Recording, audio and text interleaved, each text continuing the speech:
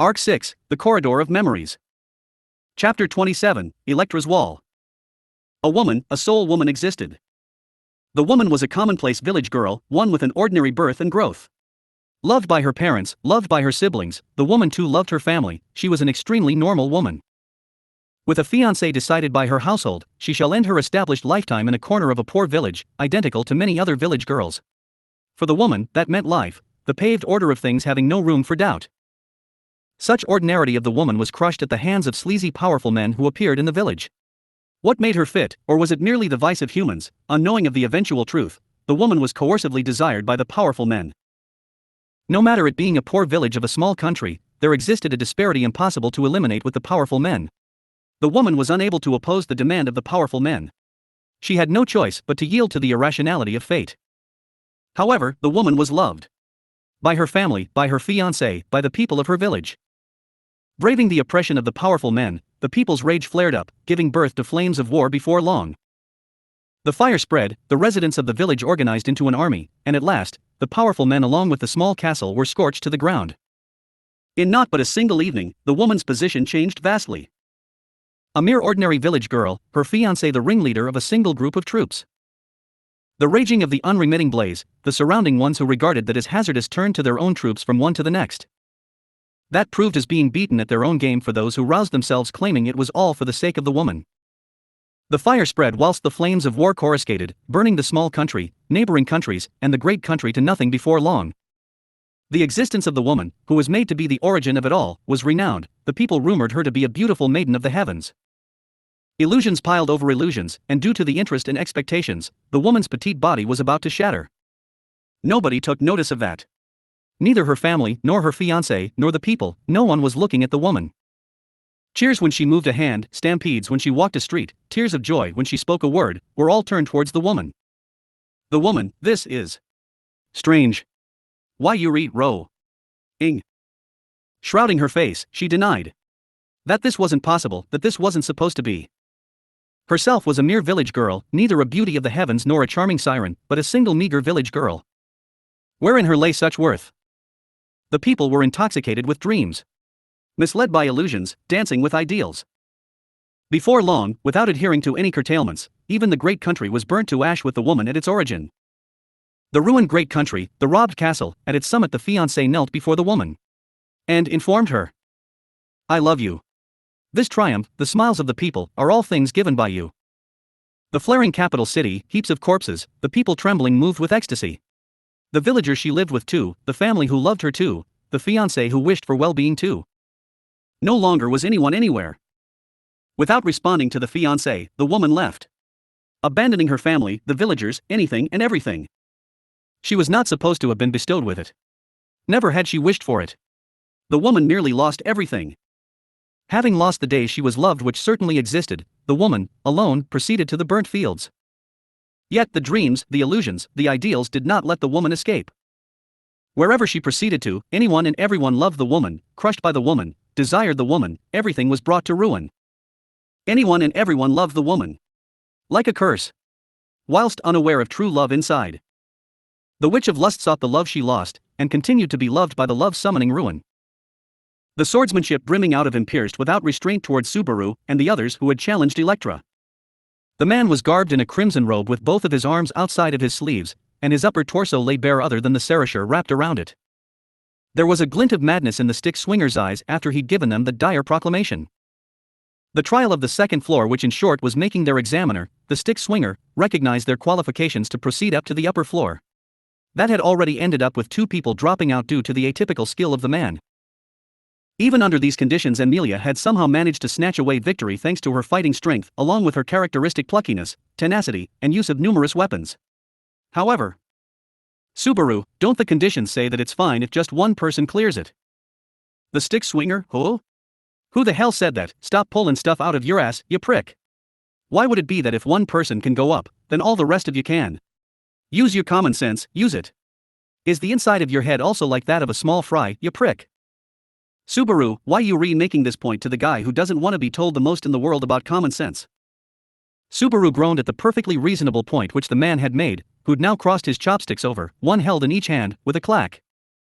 In actual fact, The one who jumped to conclusions about the clear conditions of the trial had been Subaru himself. The trial on the third floor had involved solving a puzzle, and when it had been solved the structure of the room itself had changed, so it was possible to say that he jumped to that conclusion. He'd incorrectly assumed that a new library would materialize if one of them cleared the trial of the second floor. If his assumption had collapsed and clearing the trial would require each of their strengths in battle, then it was pretty safe to say that beating this trial would be futile. The condition which Amelia had managed to achieve, namely, to move the man even one step, they'd seen now just how hard achieving that was in stark contrast to its seeming simplicity. Speaking clearly about it, Amelia was currently the strongest amongst everyone who'd come to challenge the Pleiades watchtower along with Julius, though as long as Julius' contract with his quasi-spirits was gone he could objectively say that she was the strongest amongst them. The man had been extremely negligent in their first bout, and that had ended up allowing Amelia to defeat him. In summary, they'd pitted their strongest vanguard against their enemy when he was at his weakest. They had managed to beat him once, but now that it had become a tournament where everyone had to beat him, they would have to pit everyone else, who weren't as good at fighting, against this man who had no more chinks in his armor. Move the man one step. Were they really going to be able to achieve a victory like the one Amelia had snatched away from, of a combination of good fortune and an attack of that caliber? Beatrice, wait up, in fact. There's a key mistake in what you're saying, I suppose. The stick swinger, a mistake? Shuddering at the prospect, Subaru tried to look for a glimmer of victory amidst their terrible predicament. Beatrice, who was right beside him, firmly squeezed his hand so to calm him down and spoke out to the man. The man grew sullen as he heard her words and pointed his uncovered eye towards Beatrice. The stick swinger, what re ya sayin' you twat? Your VE come 10 years too early, you twat. No, at least 5, you twat. Ye can come here after your legs, arms and body grow and after Y get some tits and you twat. Beatrice, I never had any intentions of playing along with your crap, but right now you've made me part with those intentions completely, in fact. That's why I'm going to knock this into that thick skull of yours, I suppose. The stick swinger, my thick skull, the hell you mean? Beatrice, it's already been decided, in fact. Amelia told you if you were moved even one step then it'd be our victory, I suppose. In other words, Amelia's victory was a victory for all of us, in fact. Subaru, hook. Subaru held his breath and instinctively looked over at Amelia. He'd never expected that she would have planned that far ahead during their brash negotiations. He was surprised by the shrewish nature she concealed underneath. From the corner of his eye, Amelia placed her hand against her mouth and said, "Oh. No, she wasn't shrewish. She was pure. She was EMT. Amelia, yeah, now that you mention it, I did say that. I did say our. How about it? When you take that into consideration, doesn't that mean that we've all passed your trial? The stick swinger, that's an issue of semantics, you twat. It doesn't mean that at all. Amelia, oh. I see. Subaru, Beatrice, I'm sorry. He said it's not going to work. Beatrice, you're giving up far too quickly. Beatrice yelled out at Amelia, who had dropped her shoulders in a crestfallen fashion, and signaled her giving up with a meek look on her face.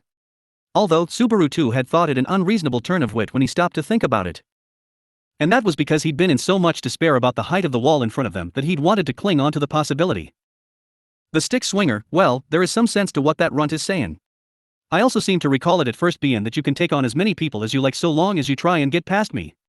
Though followin' the rules is kinda borin', so I had to drag myself awake.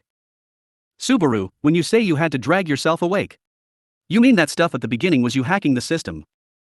The stick swinger, I dunno, you prick. Use words I can understand, you prick. We ain't talkin' like that person with white hair at a young age, you prick. The man kept flitting back and forth between good and bad moods. As Subaru nodded lazily at the man's words to show he was paying attention, he managed to deduce something about the system part of the trial, something about the man's true nature. His deduction came from observing the trials on the third and second floor, and then from observing the stuff which the man, who seemed to be devoid of sanity, said following his appearance and his behavior after. His inference was drawn from the things that felt out of place from each of those points. In short, there was a vital discrepancy between the original trial and the trial that was going on now. Subaru, in truth it should have been a trial where things would have been fine if everyone worked together to fulfill its condition, but because you woke up it's now become that we each have to fulfill the condition. The stick swinger, caw. Hell, as if I'd know, you prick. But, I ain't got a clue which one of 'em would have been easier. No idea which out of killin' me using all your combined efforts, or lettin' me fondle your tits and hittin' me once would have been easier. Subaru, don't you go saying such careless things, you perverted bastard. I'll shut you right up. Subaru reached out for his whip so that he could lash out at him in anger for his callous words. He pulled it out from the back of his waist and cracked it as fast as he could using only his forearm. However, the man easily caught the whip, which should have been traveling nigh at the speed of sound, in between his chopsticks, and gave it a shake. The chances that he would have been able to hit him had been low, but his surprise attack had ended up failing so spectacularly. The stick swinger, Ka. I didn't think you were the type to be swinging sticks, but really, a whip, you prick? What kind of taste is that, you prick? Whip lashes re only good for your enemies and you woman. Subaru, it sure as hell looks like you're my enemy though. Besides, I plan to go up the bases properly when it comes to Amelia, and that leaves me no options for using whips before going through them all. Beatrice, Subaru, calm down in fact. I can barely understand what you're saying, I suppose. And what's more, you're getting swept up by the enemy's pace, in fact. Amelia, that's right, Subaru. You mustn't get so upset. He just touched my chest, it's not like he did anything weird.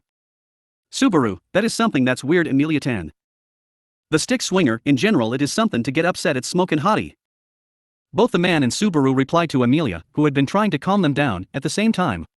Amelia widened her eyes at their in-sync suggestions, and Beatrice gave a deep sigh. I wonder, may I say something really quickly? After keeping her silence for so long, someone finally spoke out in a trembling voice over to the four of them who'd been caught up in their exchange, now all looking rather taken aback. I don't like saying this, but I think we should turn back. The little girl who had spoken out and lifted her tiny hand up had dark blue braided hair. Meili. She slowly shook her head, still perched on Shala's shoulders, who had crumpled down to her knees, fainted. Meili's olive green eyes were full of unmistakable fear of the man reflected in them, who stood further back, but yet she spoke. Meili, I don't know how you can speak so fluidly with that guy Oni-san. Our knightly Oni-san, our scarf-wearing Oni-san, and even our naked Oni-san have been hurt by him. Subaru, out of those Shala did collapse because of other reasons, but it's definitely weird. Though Meili's view was pessimistic, her assessment was natural when taking into account their current fighting strength. Rather, it was Subaru that in trying to remain here and continue their challenge had completely lost his composure. They'd been completely flattened by the stick swinger's swordsmanship. He hadn't been able to remain objective with how much influence Anastasia and Julius' collapse and Amelia's sexual harassment had had on him, however. Subaru, this is just hypothetically speaking, but if we were to leave and come back again later, would you still recognize her victory? The stick swinger. He could even say that his sportsmanship in having recognized Amelia clearing the trial was unretractable, but, even though he had shown as much, the other parts that came with it weren't so easy to understand. Even in carrying out Meili's reasonable conclusion, if their opponent didn't accept it, then they wouldn't be able to avoid having to fight. Up until a short while ago, their opponent had taken care not to kill them. But now that he was behaving like he just shifted up a gear, they had no surefire guarantee that their lives wouldn't be in danger the next time they challenged him. If it came to that, then challenging him would be out of the question. Instead, he would have to use every last inch of his strength to get them out of here. Without any exaggeration, the stick swinger's true strength approached cataclysmic levels. He'd made short work of Julius with his chopsticks, fought with Amelia, and still had plenty of energy left to spare. His true strength was without exaggeration Reinhardt grade. What sort of intention did this tower's overlord have in placing such a monster here? It seemed to him like they had no intention of letting it be cleared when taking into account the solution to the constellation-themed puzzle of the third floor as well. Subaru, well, what'll it be? Shifting his heels as he showed signs of his patience running out, he approached the collapsed figures of Julius and Anastasia. Taking notice of what Subaru was doing, Beatrice and Amelia subtly took up their positions as well. If the stick swinger bared his fangs, Amelia would once again instantly cast her icicle line, and they'd have no choice but to pick up the three which had collapsed using Beatrice's Murak and sprint away. In the worst case, he'd have to consider casting the yet incomplete third trump card with Beatrice as well. The stick swinger, enough. Subaru, huh? The stick swinger, ENOUGH. Enough. I ain't in the mood for this. The man abruptly spat that out at them, as they'd set their mind and body wholeheartedly onto their escape plan. As they goggled at his childish attitude, the man put his arm back in his left sleeve again and straightened up his Haori back to how it was when he'd first wore it. Then he started to walk away moodily, away from Subaru and the others who remained on their guard. He grumpily made his way to the sword of selection which had been kicked away. The man stepped on the fallen sword, flicked it up and lazily took hold of it. Then he vigorously thrust its tip down onto the white floor, and the sword returned to the same state it had been when the trial had started. And then, the stick swinger, I'm closing up shop. Scram, you pricks. I'm tired of this. Hurry the hell up. He flumped down on the spot with a thunk and spat those words out, sitting with one knee raised up. Subaru. Wait. You're freewheeling far too much. What the hell's this about? Are you really going to haphazardly decide the particulars of the trial depending on your mood? The stick swinger, you sure are noisy, you prick. The discretion here has been left to me from the start, you prick. If I say no, then it's a no. Subaru instinctively became speechless at hearing his arrogant manner of speaking. At Subaru's surprise, the man continued and said, besides, the stick swinger, when I don't feel like doing something I don't mess about. So, you prick, are you gonna do what I said? Subaru. Subaru's whole body was bathed in chills from an intense gust of wind whooshing by. The man had cast aside all of his weapons, and even tucked away his chopsticks in his bosom pocket, and his lips had curled. It did certainly look like a smile, but it was of a different nature to the one which he'd been showing so far. Ferocious as it wasn't a smile that gave off a sunny atmosphere. Rather, his smile was like that of a crazed beast exuding a dark, sanguine, gruesome intent to kill. Emilia. A small groan could be heard. Not from Subaru, but from Emilia, who should have been by his side. She had one of her hands against her pale throat, and her jewel-like eyes were widened in surprise. Her knees fell from beneath her, and she sunk down onto the floor. It was as if she had noticed in that moment that she was unable to stand up by herself and forgotten how to breathe. Subaru, HH. And it was the same for Subaru as well, who'd suddenly become aware of his breathing as soon as he saw Emilia's reaction. Before he could even notice, Subaru had dropped to his knees in pain and his whole body was drenched in sweat. He was in the same state as Emilia. No, he was worse off than her. He'd been completely daunted by the man's presence. It's as if he'd started to forget even that his heart was beating, and that he was starting to be killed. If there'd been no one around him to make him remember about that in the surroundings, he would have died from the power in the man's eyes alone. The stick swinger, go rack your brains and see if I can find a way to win, you prick. The same trick the smokin' hottie used ain't gonna cut it. Not even from the sleepin' hot stuff. Now get out of my sight, I'm going to bed. His voice grew low, indicating he was not messing about when he said that, and following that, his head dozily jerked down. After a little bit, they could gradually hear the man snoring, which sounded as deafening as him when awake.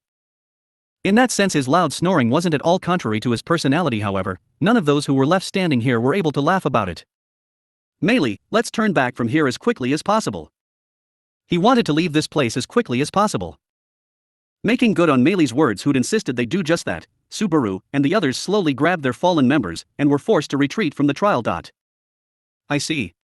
So that's the reason why you scurried back looking so glum from the second trial. Subaru, as harsh as ever, Adne-sama? Ram, stop talking like that. Every time you do, the Master-sama theory of the sleeping woman holds more weight to it. Subaru, that's crazy talk. Mind what you say. Ram gave a short sigh as he feebly shrugged his shoulders at her unappealing warning.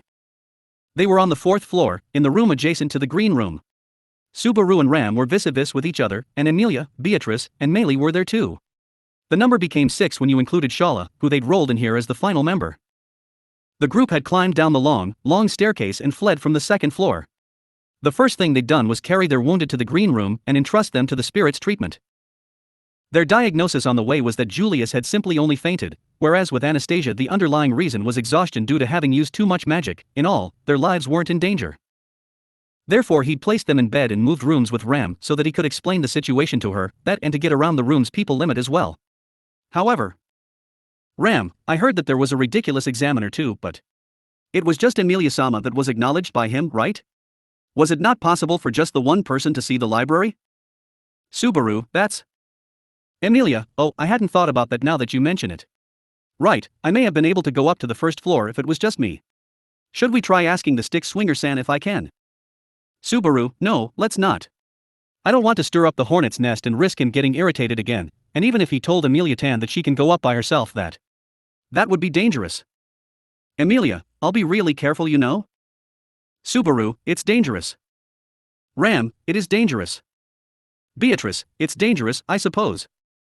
Subaru, Ram and Beatrice immediately put a damper on Emilia's determination. Emilia dejectedly stood down after she heard their concerns, but it wasn't like Subaru had been stamping out her willingness out of being overprotective. Right now he didn't want to aggravate that stick swinger for no good reason. This he was absolutely sure about. It's true that he felt like he wanted to say something to that untrammeled individual, but it would be suicidal to challenge him when he was in a bad mood irregardless of when the trial would recommence. And the fact was right now they weren't even seeing the man taking up the sword. Even if only Emilia had been able to get past that man. Subaru, I'm doubtful about whether the trial of the 2nd floor truly is just the one part. He could easily be playing us the fool. No, it may just seem like that to me because Emilia-tan overcame it without much issue, but I wonder if that's truly the end of it. That's what's weighing on my mind. Emilia, I think you're thinking too much about it. That individual. Though the things he says may be a little strange and rude sometimes, it doesn't seem like he'd lie. No, it's because it seems like he's a person who can't lie. Subaru, the jury's split right through the middle here on whether it's just you having faith in him, or good shrewdness being the reason he can't tell lies. Whatever the case may be, he had no grounds to brush aside Amelia's point. If anything, he agreed with the assessment she'd given regarding that stick swinger. Were he to look at it from a different angle, the reason she'd overcome the trial so readily could also be because Amelia was the strongest out of them. So when it came to Julius right now, the fact that he'd collapsed meant that. Subaru, I hope he's not depressed as hell about it. Amelia, are you worried about Julius? Subaru, I'm not entirely sure. You see, when it comes to being worried, I guess I am. But it's not as easy as that. Julius duel head on with the stick swinger, his subsequent defeat and his beaten figure had been seared into his mind. He probably wasn't overthinking his anxiety when he looked back on how Julius had looked in his last moments. His skill with the sword had been nowhere near his opponent's, he'd been toyed with like it had been child's play, and finally even his knightly sword had been broken. Subaru, there's another sword in our dragon carriage, but that isn't going to be the issue here, I imagine. Beatrice, swords can be reforged. I really don't get all the fuss, I suppose. Subaru, but Biko, don't you take good care of the handkerchief, mittens and apron I made you? What I'm saying is that those things are more special, and it's as if they were torn. Beatrice, I apologize for saying something so stupid, in fact. Beatrice meekly took back her callous remark and Subaru stroked her head, letting out a sigh. It was hard to imagine how Julius would react when he'd wake up in the green room. Even though he didn't know whether he'd get depressed, unlike his usual self, or whether he'd try act strong like he usually did, Subaru had no clue what he'd say to him when he eventually did. For that reason he was feeling quite downhearted. And when it came to things to worry about, that didn't stop only with Julius. Subaru, Anastasia. Echidnas, that desperation, what on earth was she thinking? One doubt that firmly clung to Subaru's mind was Anastasia, aka Eridna's decision when she'd butted in Julius' duel with the stick swinger and provided him support. There was no question that in that moment she'd been providing backup for Julius. The reason why she had tried her utmost to help him when he'd been overwhelmed like that was one which everyone, including Subaru, would have been feeling as well. Nevertheless, touching on the matter briefly, that which Echidna had done, considering that she was moving about using Anastasia's body who'd remained a bystander in all this, went beyond being surprising and more so warranted fright. Even during their journey and after arriving at the watchtower, Echidna hadn't forgotten to behave like Anastasia. She'd kept asserting that she'd do her very best to act with due consideration for her body. He'd figured that at least in his eyes that she wouldn't have turned against that. What meaning did she have in coming here and all of a sudden behaving like that? Beatrice, that girl's indisposition is gravely different to a little overuse of magic, I suppose. Subaru, then what is it? Beatrice was the only one who shared knowledge of the situation regarding Anastasia and Echidna, and she quietly whispered those words into the brooding Subaru's ear. When Subaru posed his question, Beatrice continued her words by saying, to put it simply, Beatrice, Bubby, Betty and that scarf are special among spirits, in fact. We're all more powerful than lots of other kinds of spirits, but we make up for it by having other restrictions instead, I suppose. I needn't have to explain it to you now, in fact. Subaru, aha. Since you want me all to yourself by me signing a contract with you, I cannot sign a contract with other spirits.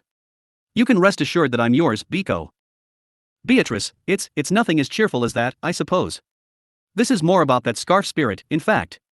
It's true that she's borrowing that girl's body. But I realized something as we made our way here, I suppose. That girl has no magic to her which she can use other than her OD, in fact. Subaru, none other than her OD?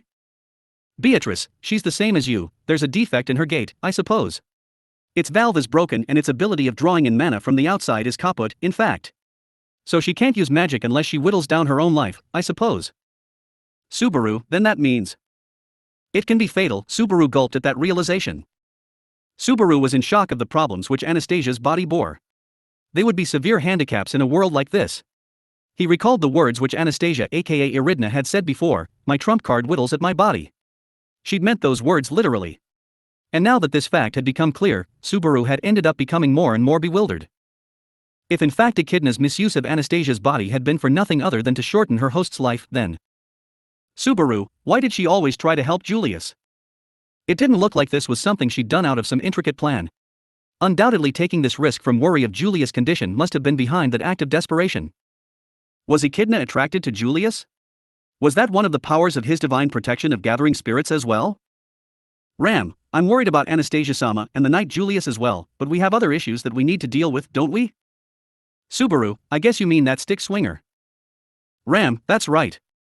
It may seem cold-hearted, but for me what we'll do about the trial is more important. If we can't get past it, then we aren't going to find a way to get Rem back. Ram interrupted Subaru's thoughts and, in a sense, voiced quite a cold-hearted opinion. Just as she'd acknowledged, her words were a little lacking in consideration. But Subaru wasn't going to blame her for that. Ram. He couldn't see it, but he could feel a tinge of irritation concealed behind Ram's stiff expression. That was because she was frustrated that she had the possibility of getting back her lost little sister, and she was now an arm's reach away, but yet still so far, Subaru could sympathize with that. Emilia, he dressed casually, had an eye patch, red hair, blue eyes. He had an awfully self-assertive, violent physique though. Subaru, did anyone familiar come to your mind? If you don't see the real thing, you probably won't be able to imagine him, but he's with no exaggeration strong as a monster. Maybe around Reinhardt grade. Ram, a real nightmare, huh? Emilia, though what Subaru's saying is no lie. I've never seen Reinhardt's true strength. But, well, I think he was as strong as that. Emilia followed up Ram's words, detailing her thoughts having actually fought the man. There was no benefit in telling lies here.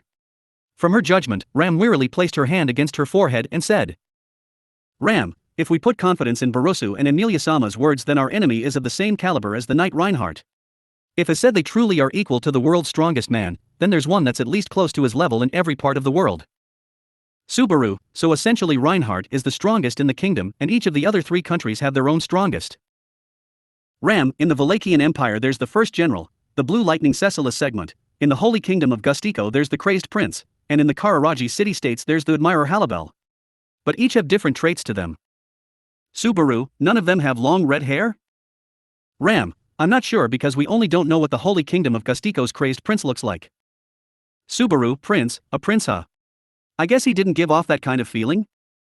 But then, he wasn't so sure if he was a complete mismatch with that individual when he took into account the crazed part. Although he had quite handsome features, he couldn't say he had any royal elegance to him. It was the sort of beauty you'd find in the plains, the kind you'd find in the wilderness, so it was a work of art of the kind that was permitted. Subaru, and to add to that, he's a master of martial arts whose name isn't known in the world. Beatrice, the clothes he was wearing were the Kararajan native dress, in fact. He was using chopsticks too, I suppose. Subaru, oh boy was he using them, though way too differently to the way they're supposed to be used.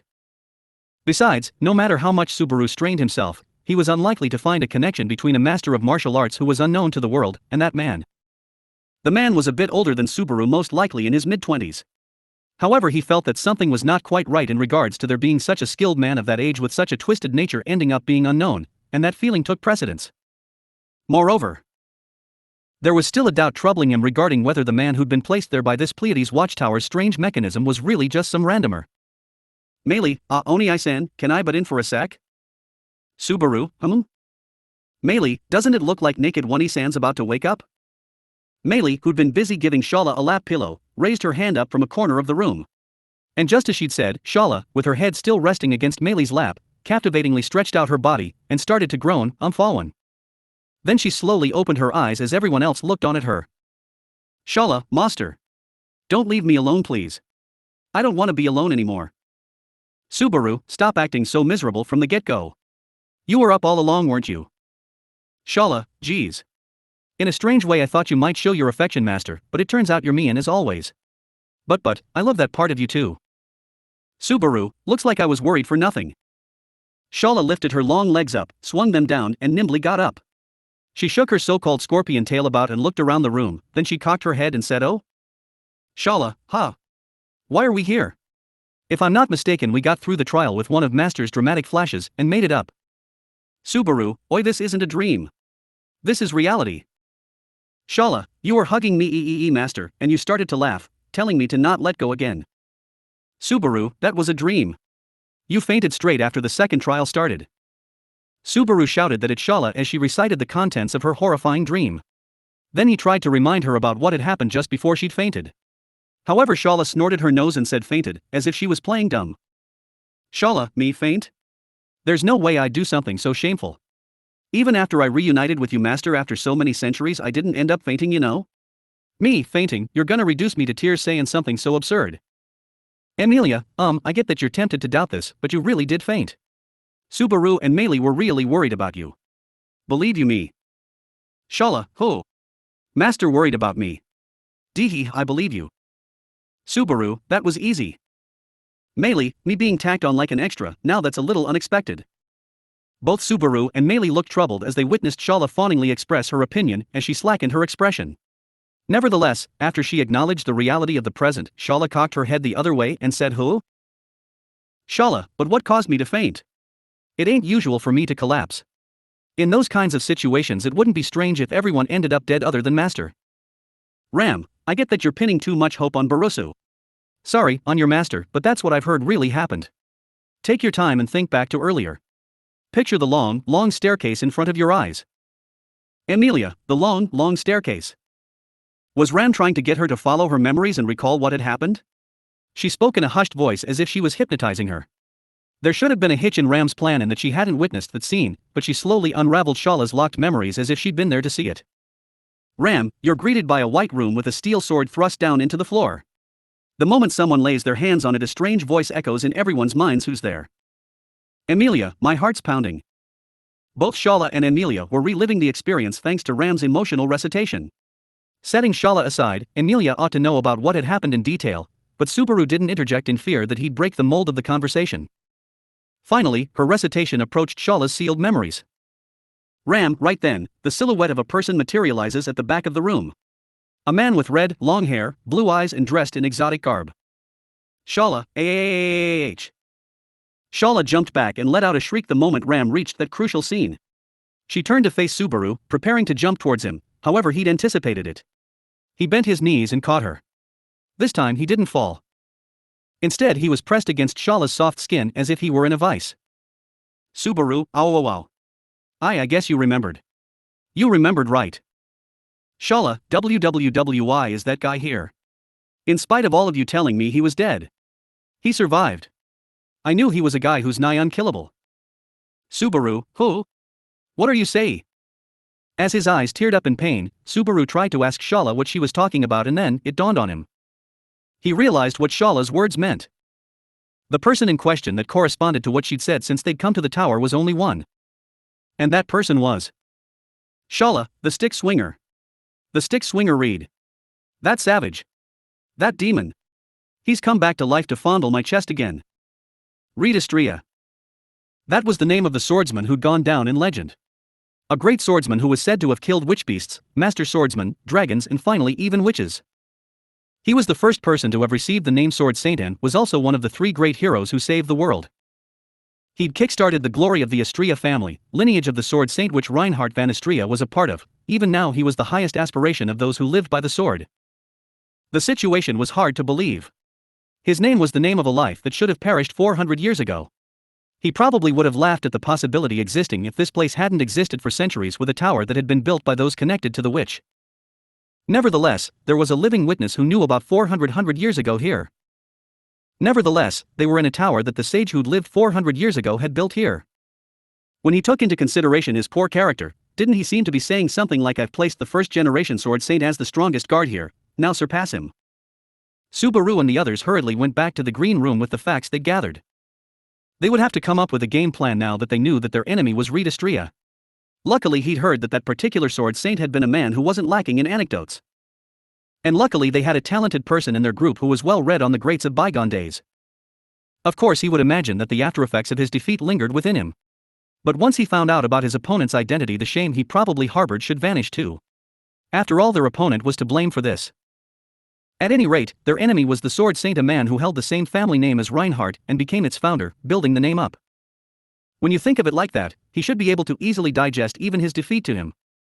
Subaru, that dumbass. Subaru had made his way back to the green room harboring those words of comfort. But when he got there he spoke those words out in a hushed tone.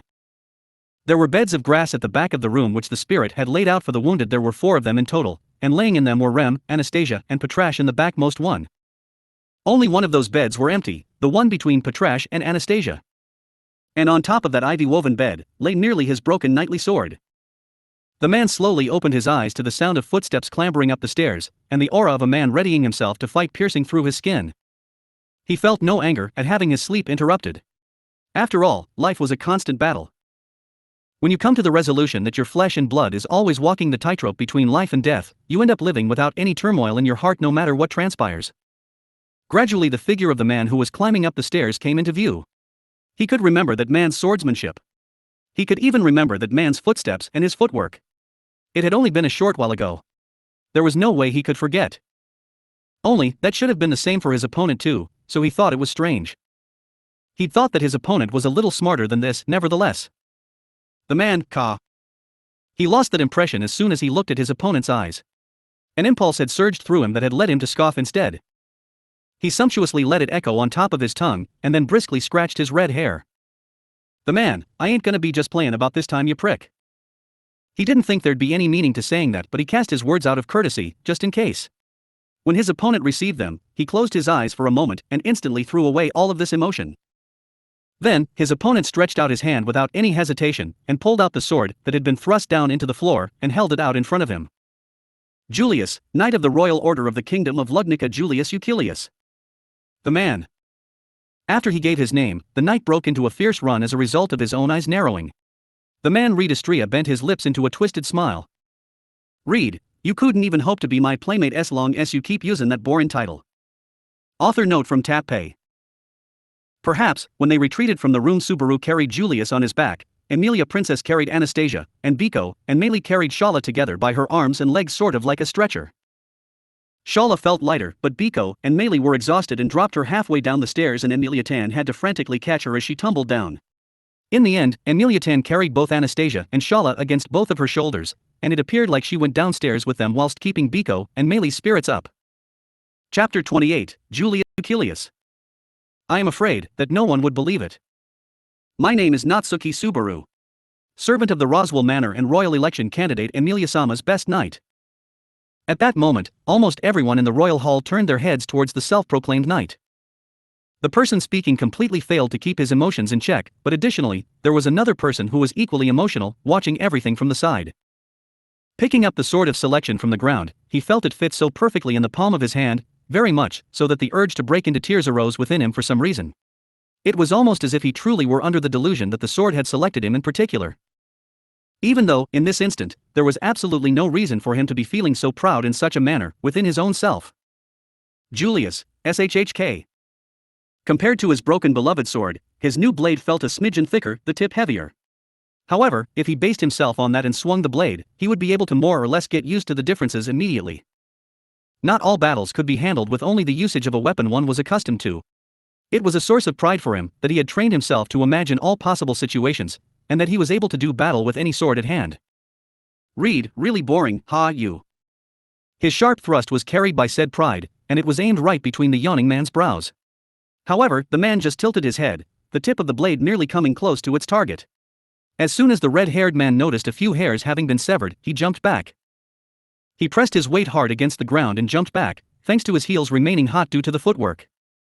He formed some distance between the two of them. In a battle, evaluating the sword skills of your opponent is not the only essential thing.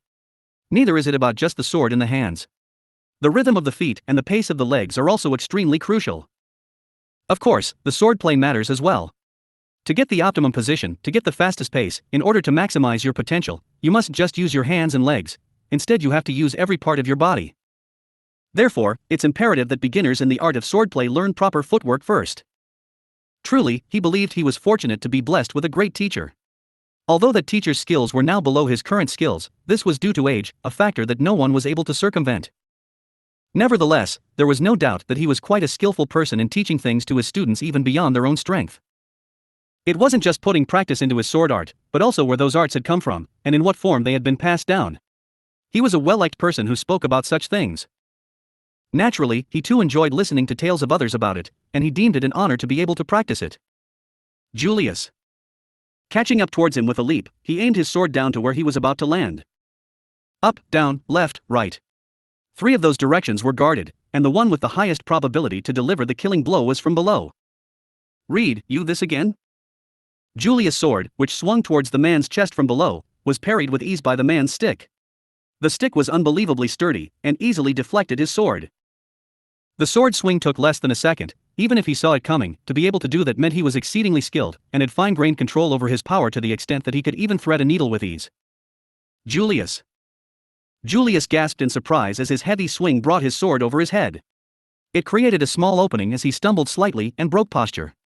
He thought to use a blade of wind, but right now he didn't have that choice. The magic which he could use as a diversion did not release. Instead, he just created a gap between them. Julius, Kaaf. He ate a front kick to his side, and the barefoot's nails dug into the gaps between his organs inside his body. In the moment where he felt that his body couldn't take any more pressure, and would break, the foot that had been stuck inside him twisted, causing him excruciating pain from inside. He was blown away. In an instant, he went flying from the impact, seemingly defying inertia. However, even that wasn't enough to absorb the force of that kick. As his surroundings spun, the impact he received on his body reverberated to his head and made him want to vomit. Even so, he kept his eyes on his opponent and slammed his feet on the ground as he landed, maintaining his posture. His breathing was rough. It would take him some time to recover and catch his breath. Julius emptied out the contents of his body, and after having done so, he forcibly reminded his body to breathe slowly to calm his ragged breath. Read. He spat and spat it all out. After that, he would continue the battle because he had to continue this fight. Julius. About 10 meters in front of him, he saw the red-haired man standing with a smile plastered on his smug face. Again, he dashed forward, towards the grinning man. The edges of the wooden chopsticks and the steel blade collided, everything to peel that calm smile off his face. From there, the real battle. Read, so pretentious. There are truths and lies in a battle. Are you really reading it out of a picture book? Julius, The distance between him and the man shrunk in the blink of an eye. The man's incredible speed left him stunned. To be precise, it all actually happened in the blink of an eye. The man closed the distance of 10 meters in a mere moment. A simple stick appeared in front of his eyes. In order to protect himself, he immediately raised his blade, though while making that important action, he left the rest of his body unguarded. This resulted in the man delivering 2 blows against him with his sticks, one in the side of his head and one to the chest. A piercing shock hit him. The sharpness of that blow would make his consciousness fade faster than the actual pain. He clenched his teeth and stomped the ground vigorously, so he could desperately scrape back together his own fading consciousness. Julius, Ack. The scream he uttered left him hoarse, and he swung his sword down in a crescent form arc towards the man. The man jumped up, as if he was avoiding the graceful dance until death, and struck his side with his elbow. His consciousness was shaken again. He was shaken off his feet, and his fighting spirit was curbed by the pain that gradually spread out in his soles. The simultaneous chance of fire and water, and the 3-way attack of the sword all missed their mark. Unrelated to the fire and water, this was only an artistic mistake which he had repeatedly made when he was training to become the greatest knight. If his opponent was to be a normal one, this surely would have had sufficient to bring him down. Read, bang. The highest peak of a knight's sword art, it was easily blown away by the chopsticks in the hands of the man. The stick struck his knee and stabbed his stomach, making him vomit up gastric juice. It was quite the unpleasant sight. His body was about to collapse, as it has been continuously struck down by the stick from all directions. Read, He fell down instead of forward, and kept his body up by quickly extending out his arm. Taking advantage of this moment, he swung to the rear with astonishing momentum.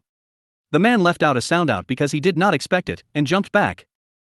He continued to move backwards, and opened up a greater distance between the two of them. Blood started to pour out of his nose. He wiped his bleeding nose with his white sleeve. His uniform was stained by bright, crimson-red paint. He did not care. He let out a sharp breath and put his whole spirit into the blade in his hand. To reach it is to keep going for it. To be strong is to stay strong. Read, you're fucking pathetic, you. Can you even lift your sword? You. I haven't lifted my sword for anything other than 3 months straight, you. I've cut light down, what the fuck have you cut down? Julius, you right here, right now. Read, you, the fuck does that mean? The fuck can you do to me? You can't do shit. No swinging at it till you reach it. Don't swing at it till you reach it, till you can, no swinging. Don't swing till you can. Stop talking about all the shit you want to do when you can't even do MU. Instead of a refutation, he utterly destroyed the sword's blow with immense strength. As a response to this action, the man struck 10 more blows down onto him. Julius. His consciousness was swaying, but he was not falling. Why wasn't he falling? It's because. Read, you lack kin. You ain't enough. This ain't a place for you to be coming to. You're out of your element. You ain't the one for the job. You weren't invited. He just has to be strong. He just has to prove it with his sword. A name, a house, a family, a master, a companion, a friend, spirits bound to his soul, he lost all of it. The only thing that is left for him is this. All that he has left is himself. What he himself accumulated, shapeless, that's all that remained. This was the only proof of his soul own being. Read, disgusting you. Are you trying to put up a front? You? Are you satisfied just being a cheap imitation of others, you? You and your sword are both fucking boring. There was a time that he aimed for the peak of swordsmanship. He wondered if he could aim for that place, it was something that was stuck on his mind. Soon, he realized that the bar was too high, and gave up. When he saw him, that man with hair of crimson, the boy gripping a sword in his hand, he discovered he carried something so selflessly grand as to inspire admiration. Read, ain't nobody looking at you. Ain't nobody got expectations on you. You're naive if you thinkin' I'm playin' round. Your punches and kicks are easy, you. He too had once yearned for it, for his life to be filled with tales of grandeur. To stand shoulder to shoulder with those people, was not to be for his current lacking self. That is the reason why he must risk his life. So desperately, wretchedly, that dream which he had then cast aside, he remembered. Julius. His blue eye, not covered by the eye patch, along with his disheveled long hair of flame, overlapped with the youth who had been the impetus behind him desisting of his dream once before, as well as with one of his many aspirations he held thereafter. Diligently endeavoring in the hopes of one day reaching it, that was how he believed his life to have been spent. Read, ain't enough, you. You ain't enough at all, have you been skip pin life day? His yearning towards that what he craved for, was knocked out from him by the beating of the stick. He couldn't do it by swinging his sword, it was impossible to hit the one facing him with a sword. The efforts to keep fighting were meaningless. The blood and sweat that were shed were worthless. In the life of his, the life that was collapsing, there was one thing. But even that one thing he believed in was trampled down. Slowly, something was welling with inside him. That thing, it completely eliminated that what was emerging from his heart. Read, GGGRR. Can you bear this? I'm getting more and more bored. Along with a click of his lips, a light gushed out and pierced through his limbs. He collapsed like a marionette who had its strings cut. However, violence did not allow that. The wooden stick struck into his chest, resulting in the oxygen in his lungs being drained to the verge of asphyxiation. Then, he was grabbed by his hair and swung around like a rag doll. He was slammed to the ground, and the moment that he bounced back up, he received a kick to the face and was blown away. In this matter he slid across the ground as if he were a frisbee, spinning endlessly in this white world with no boundaries. He was knocked to the ground. His body jumped up and looked at the direction where he received the kick from. But then, the man, who suddenly dashed like a gale towards him, hit him in the face with his knee.